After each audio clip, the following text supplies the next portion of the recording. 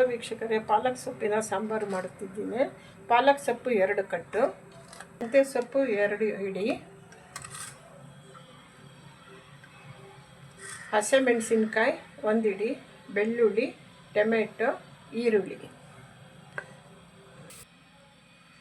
ಜೀರಿಗೆ, ಅರಿಶಿನ, ಕೆಂಪು ಮೆಣಸಿನ ಪುಡಿ, ಧನಿಯಾ, ತೊಗರಿಬೇಳೆ 1 ಪಾವು ಅಷ್ಟು, 1 ಪಾವು ತೊಗರಿಬೇಳೆ.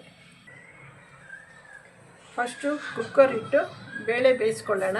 1 ಪಾವು ಬೇಳೆ, ತೊಗರಿಬೇಳೆ ತೊಳೆದು ಇಟ್ಕೊಂಡಿದ್ದೀನಿ. ಅದಕ್ಕೆ ಬೇಳೆಗೆ ಎಷ್ಟು ಬೇಕೋ ಅಷ್ಟು ಬಿಸಿನೀರು ಹಾಕ್ಕೊಳ್ತೀನಿ.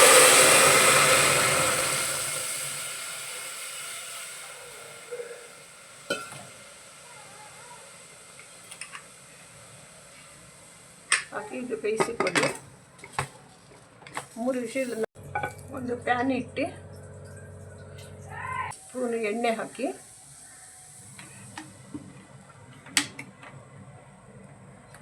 ಒಂದು ಚುಟ್ಕಿಯಷ್ಟು ಜೀರಿಗೆ ಹಾಕಿ, ಜಾಸ್ತಿ ಹಾಕಬಾರ್ದು. ಈರುಳ್ಳಿ ಹಾಕಿ 2 ಸಣ್ಣ ಗಾತ್ರದ ಬೆಳ್ಳುಳ್ಳಿ,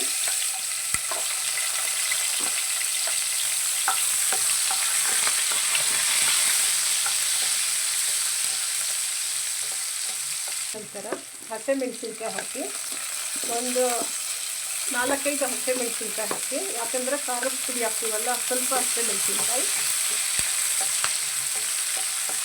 ಅದಾದ ನಂತರ ಈರುಳ್ಳಿ 2 ಹಾಕಿದ್ದೀನಿ. ಸಣ್ಣ ಕಟ್ ಮಾಡಿಕೊಂಡು 2 ಈರುಳ್ಳಿ ಹಾಕಿ,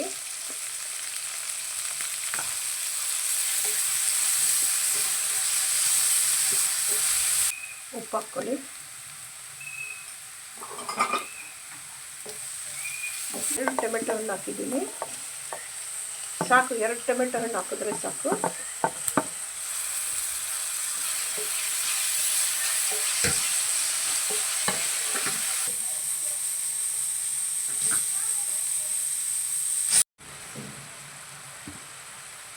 ಟೊಮೆಟೊ, ಈರುಳ್ಳಿ, ಮೆಂತ್ಯ ಸೊಪ್ಪು ಎಲ್ಲ ಬೆಂದಿದೆ. ಬೆಂದ ನಂತರ ಸ್ವಲ್ಪ ಹಿಂಗೆ ಹಾಕ್ಕೊಳ್ಳಿ. ಪಾಲಕ್ ಸೊಪ್ಪು ಹಾಕಿ,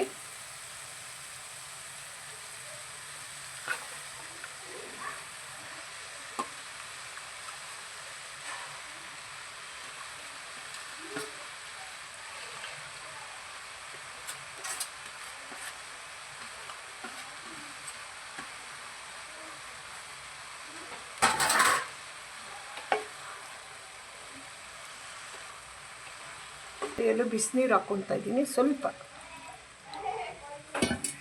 ಲಿಡ್ ಮುಚ್ಚಿಡೋಣ.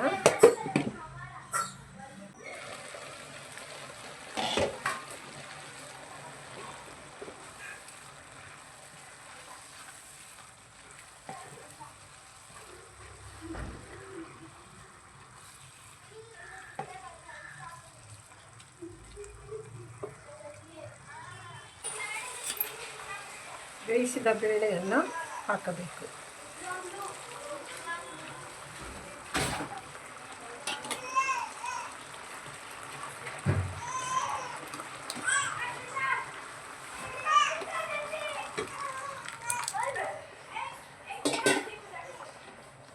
ಎಷ್ಟು ಬೇಕೋ ಅಷ್ಟು ಉಪ್ಪನ್ನು ಹಾಕ್ಕೊಳ್ಳಿ.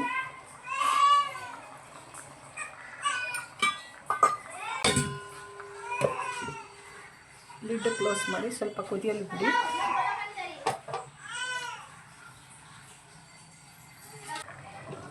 ನೋಡಿ ವೀಕ್ಷಕರೇ, ಆಗಿದೆ, ರೆಡಿಯಾಗಿದೆ.